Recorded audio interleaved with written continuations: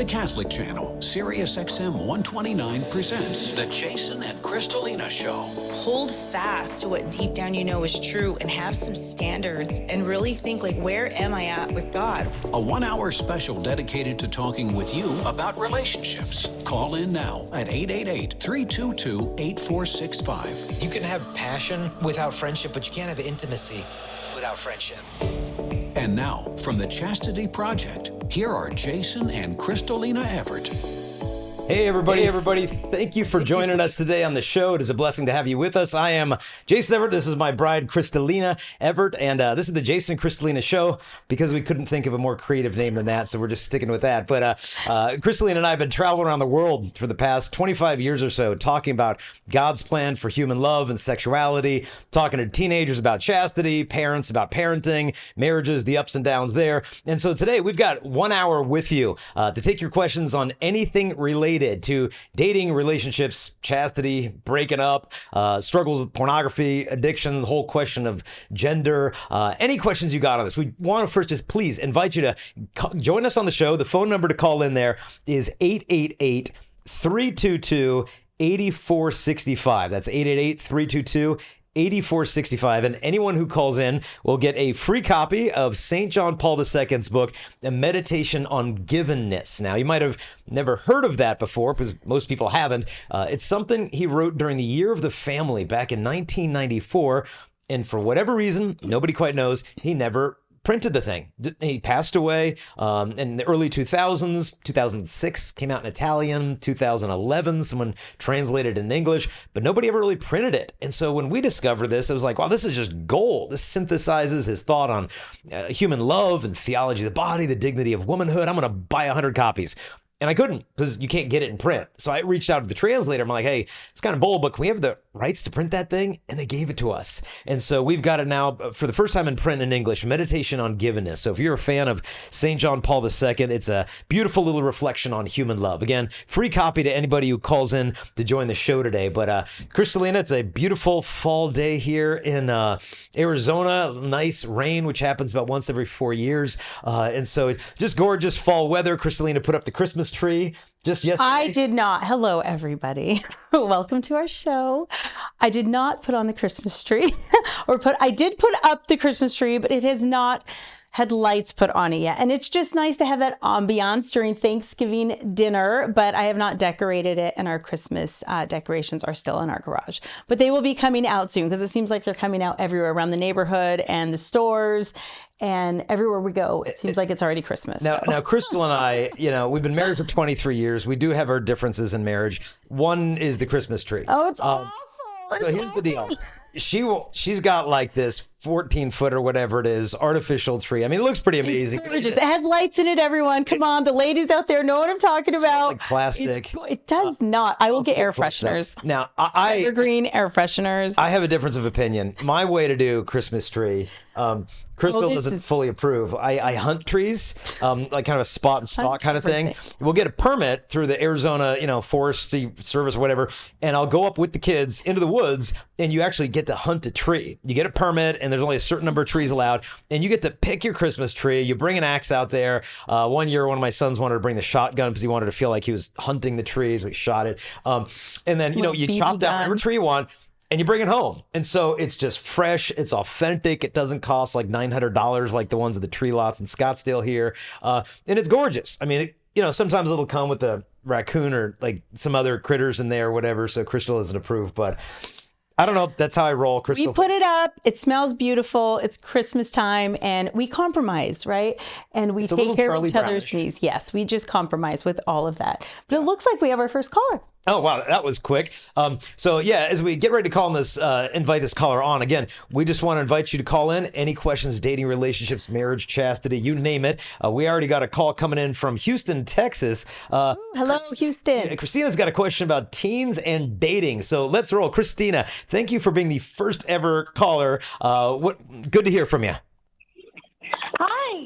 Thank you for having me on your show. I'm from Houston, Texas, and yes, I do have teens and college students. I wanted to know your opinion and your thoughts on dating. Specifically, my husband and I, we we tell our kids we don't date just for the fun or to pass time, but really to discern, a vocation that God may be calling us. And I wanted to know, like, your opinion on how do we approach that? Because my college freshman is far from, being ready to be married at this time. So I just wanted to know your thoughts, and thank you. No, Crystalina, I mean, we've got 8 kids, 3 of college age, and we're of the same mindset as you. The purpose of dating is to find a spouse. It's not because you're bored. It's not because you're lonely, not because everybody else has a boyfriend or girlfriend. I mean, because in the end, you're not really looking for a boyfriend or girlfriend. You're supposed to be looking for a husband or a wife, because dating is like getting on a road with 2 exits, breakup and marriage, and that's it. And if that's the reality, then what's the point of committing to anybody unless you can see the relationship really going the distance? Which is one reason I say no missionary dating. This is dating hoping you can fix somebody or change them or rehabilitate them or like resuscitate them, or whatever the case may be. But that's not the point of dating, because you don't want to date someone hoping they're going to change. The only reason to commit to somebody is if you hope they're going to stay who they are. Otherwise, you're not even dating a person. You're dating a project. And girls, I mean, young women God love them, but they're notoriously guilty for doing this, right? They meet a cute guy and then, some red flags show up, but she figures, oh, well, that's okay. I can change him. I can fix him, but it becomes almost like one of these home makeover TV show kind of deals, where someone falls in love with a kind of rundown property because they see the investment potential behind it. But if the guy was a house, he'd be some dilapidated, haunted crack house in Detroit. She's thinking, oh, but we can put a swimming pool out back and curtains and all that stuff. And it's like you get so hung up on who you thought they were or who you hope they'll be that you literally become blind to who they are. And so I would just encourage you to hold your ground, to help your college student to realize, hey, yeah, I know it feels like everybody's got a boyfriend, girlfriend, but just take your time. I knew one high school girl, her parents wouldn't let her date, and she was all upset. My parents won't let me date because they're, fascists and tyrannical dictators and Nazis, and so they won't let me date. But then, she gave them heck to pay for it in high school. She got to college. After about a semester, she called up her parents. Mom, can you get Dad on the phone? Sure, honey, what is it? And she said, I just want to apologize because I gave you guys such a hard time for not letting me date. But now I've been in the dorm for a couple months, and I stay up late with girlfriends talking.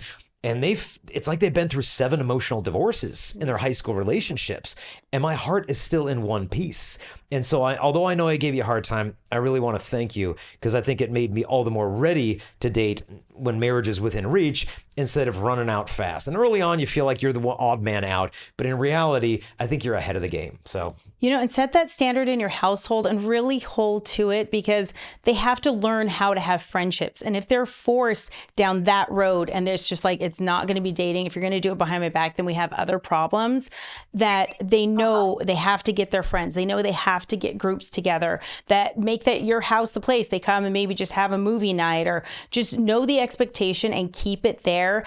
And I'm telling you, we did that in our household, and it was wonderful. They made all these different friendships, and you could tell the ones that liked each other and this and that, but you knew they were respectful as well, and that they were also around the good kids, that you wanted them to be around. Now, will they go behind your back? Maybe. Will those relationships last? Absolutely not. And so you just set that standard and hold to it as a parent, as hard as it may be in society, with maybe even other parents coming after you or people questioning you. But at the end of the day, in your heart of heart, you're doing what's right for your kids, how you set your standard with your Catholic faith in your household. And the world doesn't dictate that. God does, our faith does, and then we execute that into our children, and we hold those standards high. Now, will it always work out the way we want it to? No, it never does. We're parents. Things are going to fall apart sometimes, but we're doing our best, and God sees that, and He will bless that. Now, Christina, are you getting some pushback a bit, saying like, here's why I don't like your rules, X, Y, Z, or how's that been?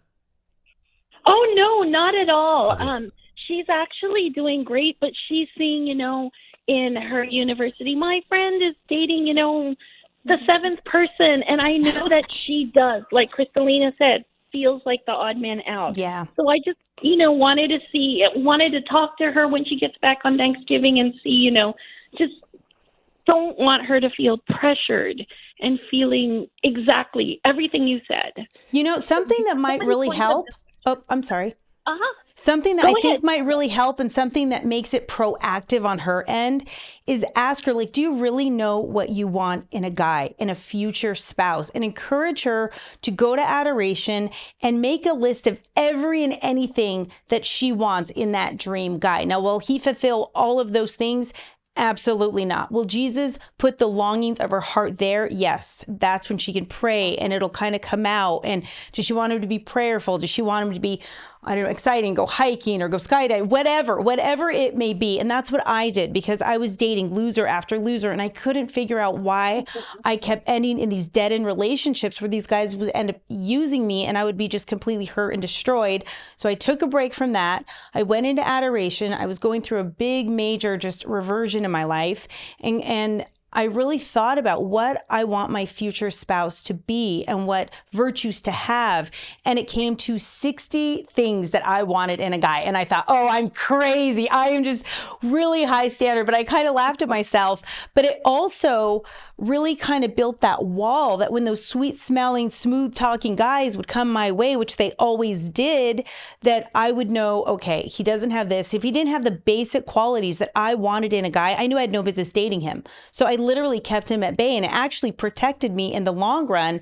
Then when I met Jason, I slowly was able to check off this list, right? And it was beautiful because God, by the time we went down and we were married and I was on that altar, I got to check 59 of those things, which seems crazy, right? But it wasn't because God, like I said, knew the longings of my heart. And the last one was if he could be a good father. And obviously I could check that one off. But there is no such thing as the perfect guy. But it is okay to have standards, regardless of what society says today, and to hold to them and ask your daughter to do that when she comes home. And I think that really actually might help her. Right, I do. And so many great points of discussion. Thank you so much, you guys. And one thing maybe to share with her when she comes home over the break is imagine she gets up to a crosswalk and she wants to get over to the other side of the street quickly, but the light is kind of flashing that orange hand of like, don't come. And all the people around her are kind of like running ahead in traffic anyway. And they're getting mowed over by cars and 16-wheelers. And are they ahead of her? Well, yeah, I mean, technically they're ahead of her, but if she waits there until it has a little white walking guy sign start flashing, she will get to the other side of the street faster than those who rushed ahead of her. And in the same respect, her friends who are on their 7th relationship in college are not really developing the skills of a lasting relationship. If anything, they're training themselves in the habit of failed relationships. Okay, this guy's cute and he smells nice. Okay, you're annoying. Let's break up. It's like, wait, this isn't teaching us why to enter a relationship or how to persevere through the dry times. And so she will end up getting to the goal faster than those who are rushing ahead of her. And the boundaries that you're setting for her, I think, are really giving her the freedom to find that love that God created her for. And so stay on. We're going to get your email, and then they're going to send you a free copy of St. John Paul II's book, Meditation on Givenness. But again, Christina, thank you for being our first caller on the show. And then next one, we got Texas is coming in strong here. We've got a Hi, Texas. calling in from McAllen, Texas with a relationship question. If anyone else is thinking of calling in, please do so. You got 888-322-8465 is the number. Call in. But Dolores, go ahead. Well, I have a grown daughter, so water under the bridge for all of these wonderful advice that you gave your previous caller. But she seems to pick the wrong guy, and none of them ever come through for her. And she's a very smart young lady, very educated, master's degree, but when it comes to men and relationships, she is so naive. Besides praying for her and encouraging her to try to do her best, what can a parent do? Well, one resource that we created, because we met so many young women going through this same thing, that they were even getting hung up on relationships with guys that they didn't even want to end up with in the first place, but they were feeling, hey, there's nothing better out there. Let's see if we can make this thing work out. And we get so many young women coming to us with this issue. Crystalina and I started to write a book. It's called How to Find Your Soulmate Without Losing Your Soul, 21 Secrets for Women. The first chapter is the top 10 guys to avoid. And so it's like a manual on how to avoid losers, because I think women oftentimes doubt themselves way too much. Maybe I'm the problem. Maybe I'm too much. Maybe I'm not enough. Maybe my standards are the problem. And then they start to think, okay, what is my greatest fear here? Well, it's to be alone. I don't want to be alone at the end of the day or the end of my life. And so guys aren't asking me out. Guys aren't initiating loving relationships. So I got to take matters into my own hands, and they start to grasp a little bit. Or maybe they lower the standards a little bit, because obviously the more you lower your standards, the more guys you can get with. But you don't want to get with a lot of guys. You only want to be with one man who will truly cherish you, but they start to settle for things along the way. And so that's why we wrote this book for the single women, to help them to realize that their standards are not the problem. Any guy who sees their standards as the problem is clearly not the right guy to be with in the first place, because if he doesn't want to be with you, if you won't give him these certain sexual things, then it's not really you that he desires, but the pleasure that he can get at your expense. And so in this book, we try to remind women in that top 10 list, like guy number 1 is the flip-flopper. You know, one minute he's all into you, the next minute he won't even answer your text messages. Other guys are like the smooth criminal or the walking hormone, these guys that are just after one thing. And we kind of, the tearful cheater, we go through this whole litany of things. And I think if you They're were to real. share the book with her, she might be like, yep, I remember number 7. Oh, yeah, number 3, that was last month. And it'll just remind her that it's good for her to ache for something more beautiful. It's right for her to desire to be cherished. It's okay if she feels frustrated along the way. And so that book, I think, would be a good Christmas gift for her, because it's not a finger-wagging, shame-based approach. It's more like, what is it you really want? And have you found it yet? And if not, why not? Dolores, I would also just be that sounding board for her, because when I was doing that serial dating and worrying I was going to miss the one if I just didn't take that date, well, maybe this guy's the one, or maybe this guy's the one, you know, there's always that fear because you don't want to be alone. Just be that sounding board. I needed that so badly in that time when I was going through that, to just have someone there to talk things through, to listen to not judge me, but to just be there for me and just kind of give me that advice that maybe I didn't really want to hear, but I knew that you were there for me, that you loved me. And maybe she needs that from you, Dolores. She just needs you to be that person that she can always go to in the good and the hard times or the bad relationships. And it's hard for you on the other end because you want so much more for her, and you know she probably could have so much more, but just love her through that, because if she really falls hard one day, she knows you're going to be there and she'll come to you and you can kind of guide her. And meanwhile, you can be praying, you can be fasting, which is huge. It really can break a lot of things going on in her life spiritually, that she may not even realize herself, but to just maybe make sure you're taking her to coffee or spending that time with her so that she knows, okay, this is a bad situation and I can go to X, Y, and Z, and I know she's going to love me and be there for me. Because at the end of the day, you just love her and you want to be there, right? Yes. And Yes. I tell her she needs to value herself. And I also Yes. tell her she's better off alone than when any of these losers that seem to attach themselves to her. Yeah. Isn't that true, though? They do attach themselves. And unfortunately, a lot of women think, and men too, that you are only significant if you have that significant other. And that is such a lie, and that they have a great purpose and plan, and God has something so much more for her than just going from guy to find that fulfillment. That if she would just kind of step back and take a breath, God has so much more that he wants to give her and do for her. But sometimes I feel like we get distracted in the dating and in the relationships and in the drama to actually keep us from what God is actually calling us to do in our lives. And so maybe also to remind her of that, maybe just take a break during the holidays and not get sucked in that you have to have someone during the holidays and be with someone. And I know it's that time of year that people do get lonely, and it's a time that people are with their loved ones and they want to have that significant other, but just be there for her and be that sounding board. And I know in the end and in the long run, she's really going to appreciate it, and it is helping her. Yeah, and I know she's afraid of that aloneness, but I think what you want to gently point out is that the options here aren't aloneness or these kinds of guys. Because if you are with the wrong guy, you are alone with him. Even in his arms, you feel alone. That I've had girls tell me, like, yeah, in this relationship, I feel like we're just both taking care of the same person, and it's him. And so you can feel incredibly alone if you're in the wrong relationship. And so I would encourage her to go through that season. And yeah, it's difficult. It's frustrating because it's like, God, what's going on? Like, all I want is a beautiful little family and a husband to love and to love me. It's not like I want something bad.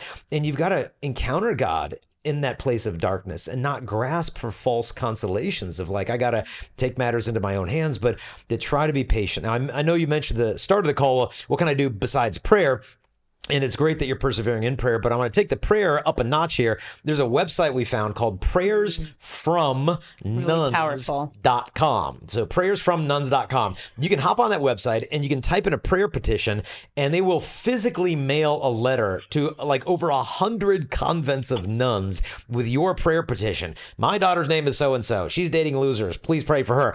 And the nuns will get these physical letters in the mail. They'll just pin them on the bulletin board outside their adoration chapels. And you'll have cloistered Carmelite nuns in Eucharistic adoration at 2:00 in the morning interceding for your daughter. Now, there is a cost to it because they're physically mailing it out, so someone's got to package the letters and mail them and throw a stamp on them. But man, talk about an investment of intercession. So prayersfromnuns.com is a site we became aware of just last year. It's a really good way, but sometimes people put up a wall so high, you have to go up to heaven to get over that wall. Sure. And so even though she might not be open, you can still make it rain kind of on her side of that wall. Atomic bomb of prayers. That's what I like to call that. Yeah, we've done it several times in our family, and it's just had huge graces. So oh yeah, I mean those those are the big hitters. I mean we write letters to over 100 convents and nuns to pray for our ministry, and you get to hear all these miracles after the chastity talks.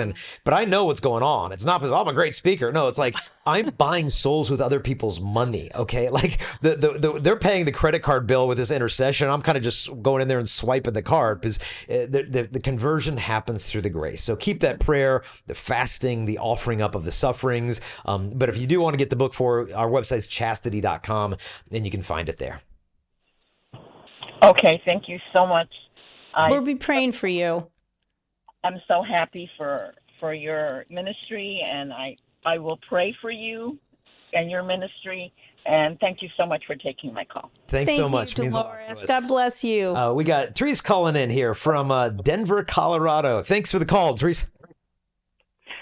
Yes, I am inquiring. I have followed your ministry over the years, and who is your favorite saint, and have they influenced your own faith journey?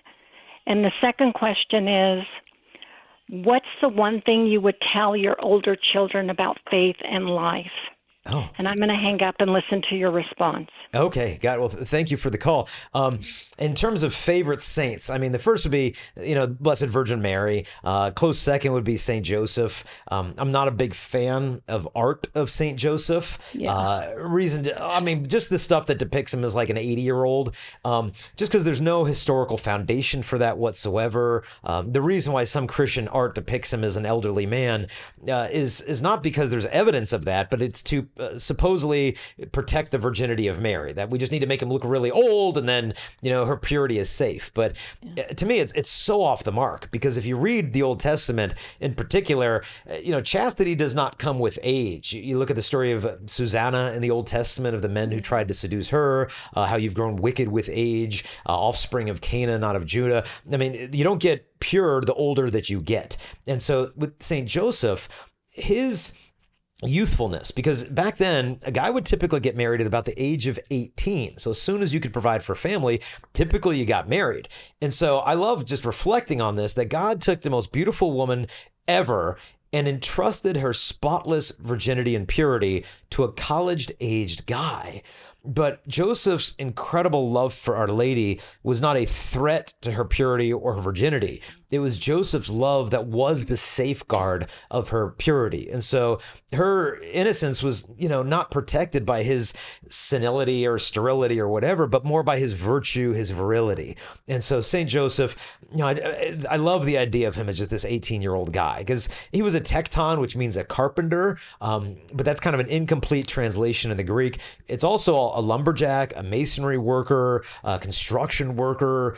He was a man who built things with his bare hands. There's ancient rabbinical texts of what to do if a tekton collides, because they would carry these wooden beams on their shoulders. They'd cut down the tree, carry it through the streets for lumber. What to do if he collides with a woman carrying a pitcher of water? What are the rabbinical laws with these accidents?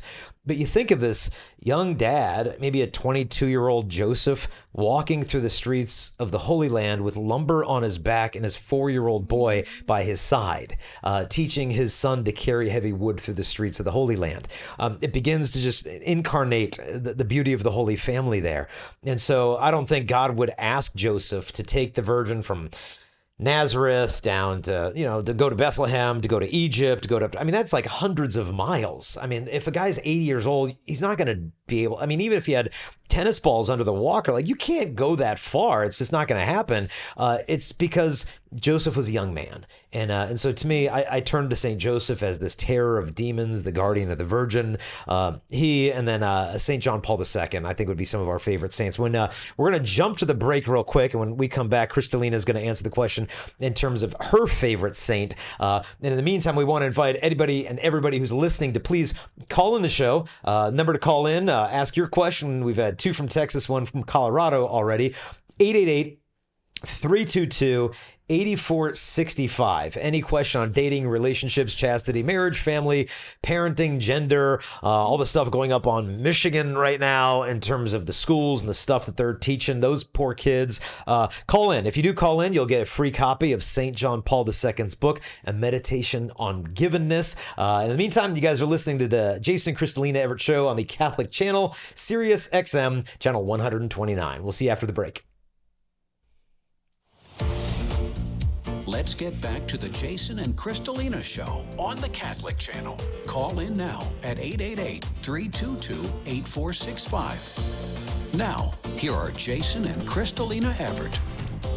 Hey, we're back with you. Thanks again for sticking with us through the break. If you do have questions, please feel free to call in on dating, relationships, chastity, marriage, you name it. The call-in number is 888-322-8465. And again, anyone who calls in will get a free copy of St. John Paul II's newly released book called A Meditation on Givenness, which is just pure gold. It's not so much a book as it is a meditation. Like when you read a book, you kind of just fly through it. A meditation, you stop, you ruminate on it. I remember talking to a young woman on one of our wilderness hikes that we lead, and we gave him the books, gave him about an hour to read it. And then I asked her, hey, did you enjoy it? Did you finish it? She said, I didn't get past page 2 because I told them, if you hit on something, just stop, marinate in that, get the nectar out of that flower before moving on to the next one. So it's just a real rich, beautiful reflection on human love. So if you call in today, you get a copy of that. But our last caller had called in and had a couple questions for us in terms of your favorite saint. And so I kind of did mine with Our Lady and Joseph, and Crystalina is going to chime in on that. I love Saint Therese of Lisieux, and she's a doctor of the church, and she has her little way, but there's nothing little about Saint Therese and the way she is in the church. But it's really interesting that she wanted to become so small, and God said, no, that's the last thing you're going to be remembered for is being small.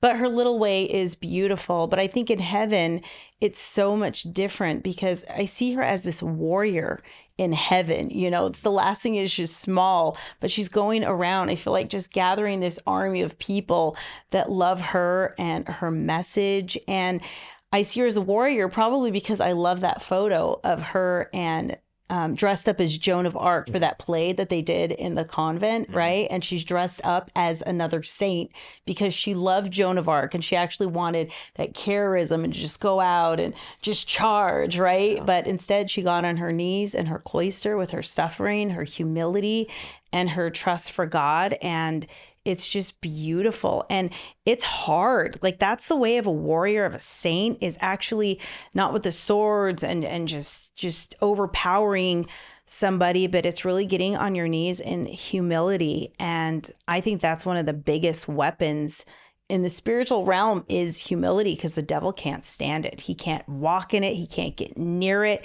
He can't duplicate it. It's like his kryptonite, right? Is humility. And she just was all about humility and just being little, and she wielded that weapon very well, and she teaches us how to do that. So I love Saint Therese of Lisieux. With your Givenness book that you have, what is in it? Like, read a small little excerpt maybe of what Givenness is. Like, what's your favorite thing from it? Because Givenness, but what is Givenness? What is in the pages of this little booklet? I think, every time I read it, I get kind of a new gem out of there. One, kind of early on in the books, he talks about how God created all of the natural beauty of the universe for man. And, you think like God, okay, yeah, whatever. But we just oftentimes think of ourselves as kind of a speck in the cosmos. And I know God is behind the whole thing, and he made us all and he loves us all. But the idea that every wildflower, every white-tailed deer, every sunset, all of that was for man, so that we could discover God in that and we could discover ourselves in it. And so it's just a reframing of the way we view all of creation. This is all for us. And that might sound arrogant or anthropomorphic or whatever, but it's like, no, that was the intention of the Father. I'm giving you all of this beauty so you can see me all day long if your heart is pure. There's a saint who said, for the person whose heart is pure, a blade of grass is sufficient to prove the existence of God. Wow. And so I love when he talks about the givenness of creation, but then towards the end of the book, he talks about male-female relationships. And I love in particular this one section where he's talking about Cain and Abel, when Cain kills Abel, and then God's like, hey, where's your brother? And he's like, I don't know, am I my brother's keeper? John Paul dives into that in terms of the relationship between men and women. And he's talking to the guys here. And he says, yeah, you are a guardian. You are the guardian of holiness, guardian of man's dignity in every woman and every man. You are the keeper of the holiness of her body. It is to remain ever an object of your respect. Then you can rejoice in the beauty with which God has endowed her from the beginning, and she will rejoice in you. She will then feel safe under her brother's gaze, and she will rejoice in the gift that her womanhood was created to be. I love this because he's not blaming guys and it's your fault this happened. He's giving the guys a task. Like, it's not her job to be your chastity cop. It's not her job to tell you when to stop. And then if you agree with that, you're a good Christian boy. It's like, no, it's your job never to put her in a situation where she'd need to say no to you in the first place. And as long as her body is ever an object of your respect, you can rejoice in the beauty that God gave her. And more so, she'll rejoice in you. She'll feel safe under her brother's gaze and the beauty that God has given her for the world. And so it's just this, I love it because it's not just like true and good, it's beautiful. And so that's just a little snippet of what you find in the book there. But yeah, I do want to reiterate what you said about Therese. I remember a priest once saying that humility is the greatest weapon against the devil because he has none of it. And so he doesn't know what to do with it. No. And so he's got kryptonite right there, humility. And so, Therese, she is a doctor of the church, but she has no degrees in theology. None. She's the patroness of foreign missions, and she never crossed the street. She didn't go anywhere. All she did was intercede and offer up her sufferings. And John Paul's like, boop, patroness of the foreign missions. It's because it's not all about going and doing and doing. You've got your Francis Xaviers doing tens of thousands of baptisms, but the fuel behind that, kind of like the stove, the oven in the bottom of a ship that you never see that's burning the coal, that's what gets it across the Atlantic. And in the same respect, the fruit of the apostolic work is the interior life, not the exterior. I remember one priest saying that hyperactivity in the apostolic life is a sign of spiritual laziness. It's like, wait, what? No. Yeah, getting too active in apostolic work is a sign of spiritual laziness because I don't want to do the heavy work, which happens on the knees of intercession, of contemplation. Spiritual director was telling me the other day, he said, you know what adoration is for me to do a holy hour? He said, Jason, did you have Crystalina ever use playpens with your kids? Like if you got something to do around the house, kind of stick the kid in that little quarantine space. It's like, finally, I can get something done for 3 minutes because you're not going to go climb on the roof or, put silverware in the light sockets or cut the dog's tail off or whatever. So I can get something done. he said, the holy hour is God putting me in a playpen so he can get something done. And I'm like, it's wow. Like, I'm going to go there so I can get more done. That's it's a like, visual right there. No, God needs to get things done. And so he just needs you to be locked away for an hour and then he can get stuff done. And it's like, okay, that's a paradigm shift. That's humbling, but it's true. Let's be honest. Yeah. It's really true. So, but yeah, Therese, thank you for the call. We'll send out a copy of John Paul's book, Meditation on Givenness. Next one we've got coming in is Andrew from Kentucky. Andrew, thanks for calling the show today. Hi, Andrew. Hi, afternoon. So more of a parenting question, I guess. This is a situation. I have a 22-year-old son in a profession, a great profession. But recently, so this is a 90, 120-day thing, he has moved in with a young lady. She is pregnant, and I am really struggling with having any. I cannot support this situation, and that's almost manifesting itself into a really dangerous area. Nothing really bad's happened, arguments, that sort of thing. I mean, he's become very lazy in even mass attendance and stuff like that. So I guess I'm forward thinking to a really dark place, and I'm having trouble being supportive. I mean, even happy for any of this. And as we get days and days down the road, so maybe complicated, but how you deal with that? Yeah, no, it's obviously a difficult situation. Your heart breaks as a parent. Like, send him to the Catholic school, send him to the Catholic youth group. I pray the rosary as a family, bring him to mass, and then now this is going on. What did I do wrong? I could have done this. I should have done that. First off, please don't beat yourself up. Like, I could have done that, because the way I look at it is like, look, who's the best parent in the universe? It's the Heavenly Father. And now look at how messed up all of his kids are down here. Okay, it's not because he's like a defective dad. His kids have free will, ours do too. And so how does the Father respond to us in those moments? Today's reading in the gospel is that of Zacchaeus, who had not been making the best decisions. And, Jesus sees him, climbed up that sycamore tree. Hey, Zacchaeus, today I must come to your house. And everybody else is grumbling like, do they even know who Jesus is inviting himself over the house to? But salvation has come to this man's house today. So Jesus seeks and saves the lost. And right now, your son is a little bit lost. And so there are things that you can support in him in terms of, okay, he's not bailing out on this woman. He's not going to be a deadbeat dad. He wants to be present. He wants to support her, hopefully. He wants to be there for the baby. All of these are pluses. Obviously, the way that he got himself into this mess is a minus. But hey, he's sticking around. He realizes, look, you took your pleasure.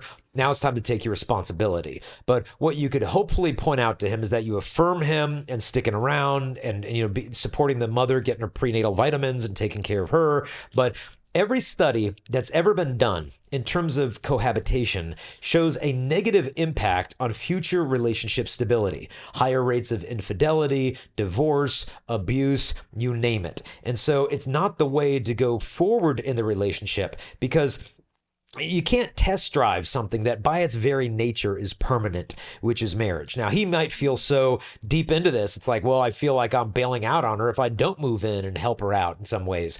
But you got to look at the long game on this one. It's like, okay, he needs to really discern, is God calling me to marry this woman? All I know for sure is he's calling me to support her, take care of this baby. And hopefully if he's quote unquote loved her enough to have a child with her, that he could realize, okay, this is now a lifelong investment. And I need to get ready, if God is calling me to be a husband, to prepare for the decision of marriage so that he doesn't feel trapped into this decision. Well, you've got to pray and you got to do the right thing.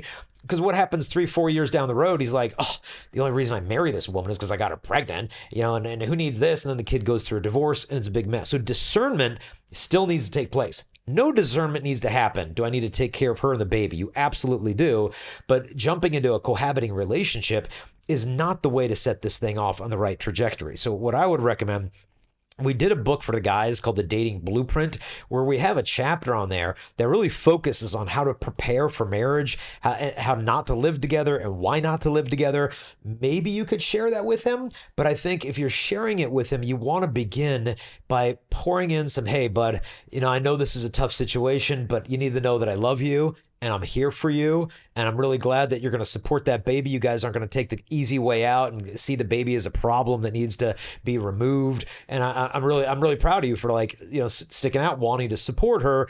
But I just wanted to give you a heads up. I'm all in favor of you having lasting love. That's all I want for you. I'm not your rival there. I want to be your greatest cheerleader. And here's a resource I found along the way that I think might help you to love her better.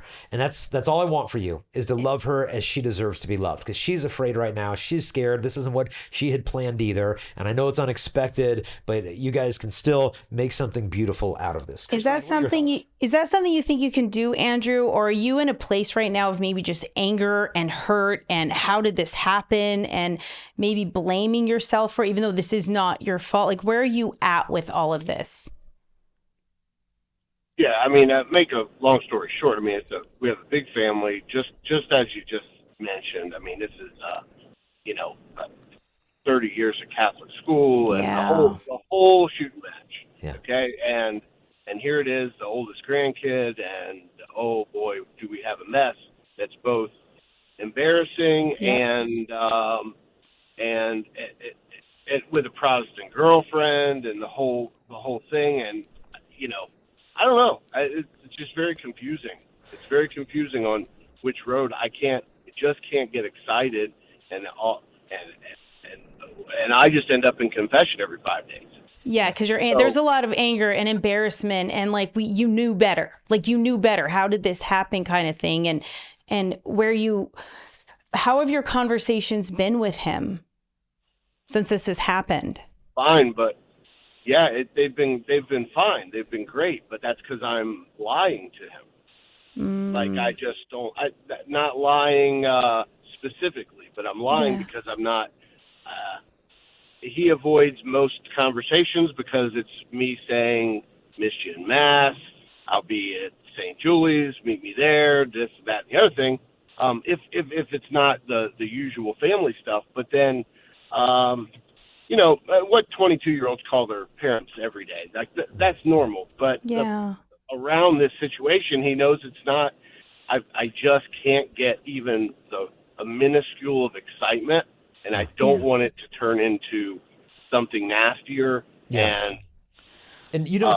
And then I end up with a real mess.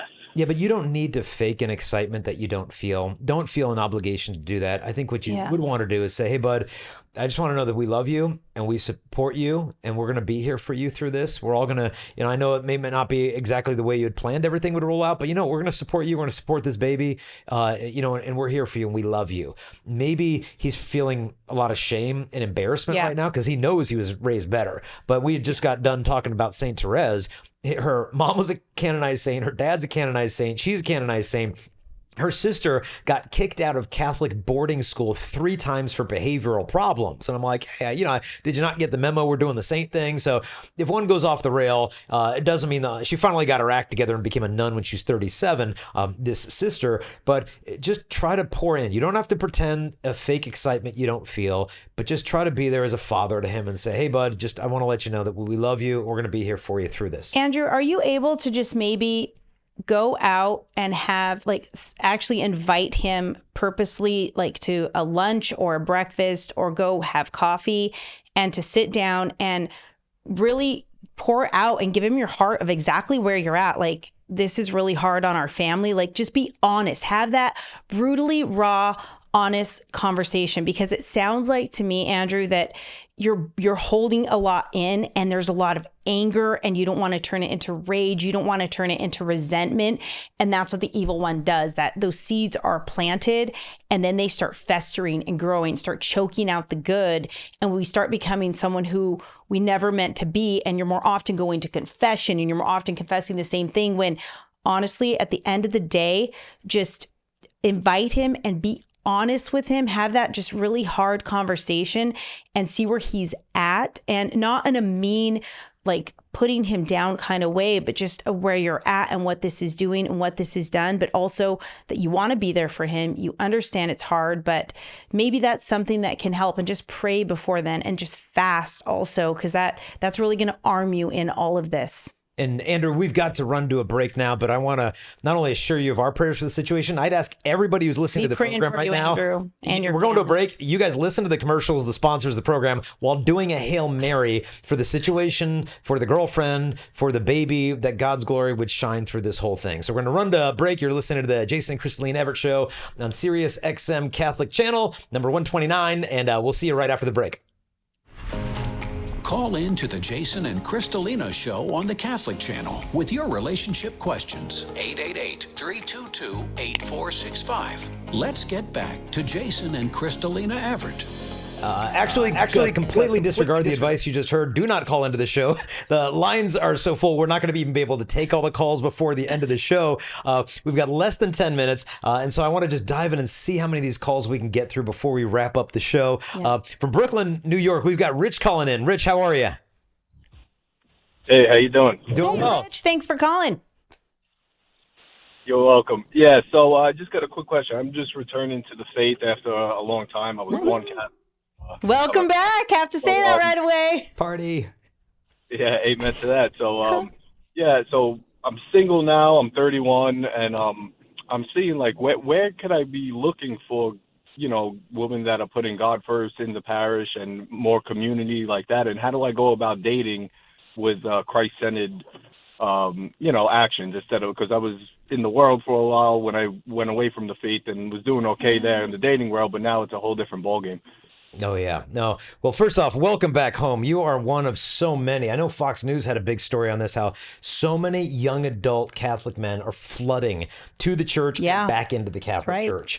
Just the secularism offered for the world gave everything it could offer, and they realized, okay, this is not where it's at. Yeah. I want to raise a family. I want to give my life to my kids. I want to leave behind a legacy. I want to have a deep interior life. And so you're one among so many coming back to the church. So welcome home. In terms of getting plugged in, there in New York City, you guys have a lot of good stuff going on in terms of young adults. One, you've got a group called Love and Responsibility. They meet, I think, especially during the summer. I don't know how much they meet during the rest of the year, where they have seminars. They're plugged in. They've got a Facebook page, Love and Responsibility. They probably have a chapter of Young Catholic Professionals out there, YCP. You can get plugged into there. The easiest thing to do, just get online to the diocese. I don't know if it's diocese of Brooklyn, New York City, which one it is. Call up and say, hey, could you connect me with the diocesan director of young adult ministry?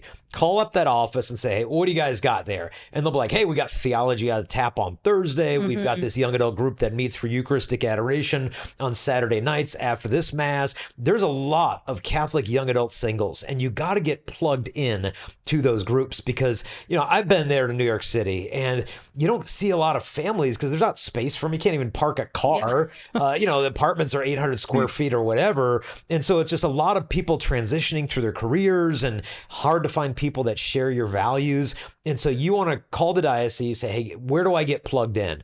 And they'll say, hey, this is the parish to be on this day, because you're not only going to get to meet some awesome Catholic single young adult women, you're going to find some real brothers in Christ as well. Yeah. And that fellowship is something that you need living in the world, but not being of the world. And so that's what I would say.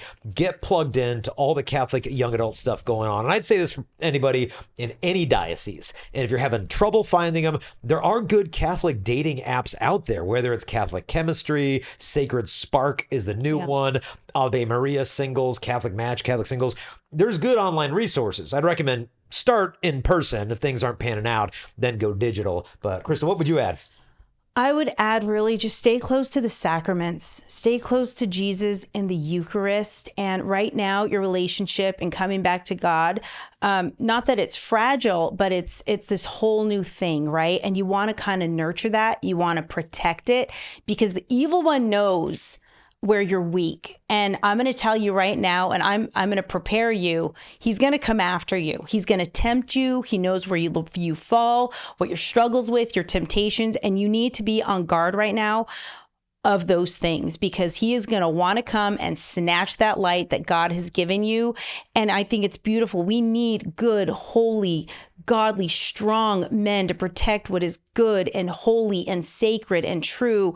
But you can't do that if you can't even protect your own soul. So you have to go to confession. Go stay close to Jesus in the Eucharist. Go to adoration. Learn to be that man of God that he is calling you to. And there is a huge purpose. There is a plan for you, and he is calling you to it. And you answered that call. And I think that's wonderful. But you have to stay strong. You have to stay in the armor of God in order to fulfill the task that God is calling you to right now. And that significant other, if that's what his plan is for your life, that will come. Absolutely. But you have to prepare yourself now for that godly woman you want and that godly family that you want, because it's a battle and it is a spiritual war right now. And you're just the man for it. And you can be strong. You can wield the weapons of the church, but you have to go and you have to get the grace of God in order how to learn how to do that. So just, I would say, stay close to him and the sacraments, and God is going to give you everything you need as the time goes on. And a friend of mine put it this way. He said, as a single, don't always be in pursuit. Is she the one? Is that the one? Is this the one? Looking this way, that way. He said, no. He said, run after God. With everything that you have, run after God. And after a while of running, then look beside you and see who's keeping up with you. Mm-hmm. That's the kind of person that you want to end up with in the long run. And so the game plan right now isn't so much to find the perfect woman. It's rather to grow in the virtues and perfection yourself to become the man that she deserves for you to be. Meaning taking a real sober and mature assessment of your interior life. Is there junk going on in my life right now, kind of from my old lifestyle, that I know full well if I drag that into a vocation, it'd be toxic? If so, now's the time to deal with that stuff, to take a deep dive, find a good, awesome priest that you connect with in confession, maybe find a good spiritual direction, some good brothers in Christ, and you'll be well on your way. So we have barely a minute left. And so I apologize for the calls that we're not able to get to on the show. But we want to just thank everybody who called in. Thank you, guys. If you wanted a copy of the John Paul II book we gave to all our callers. Our website is chastity.com, chastity.com. It's there that you can connect with us, find our resources, different books that we've done on dating, relationships, human sexuality. Any parting notes for the listeners today? Just know we are praying for you. And don't forget, on Saturday is confession. In every diocese across America is confession, typically around 3:00, but check your local diocese and see what's going on. But I would go to confession, and there's nothing more important than being right with God. Absolutely. If you read the New Testament, you read the Old Testament, God the Father gives a lot of different commands.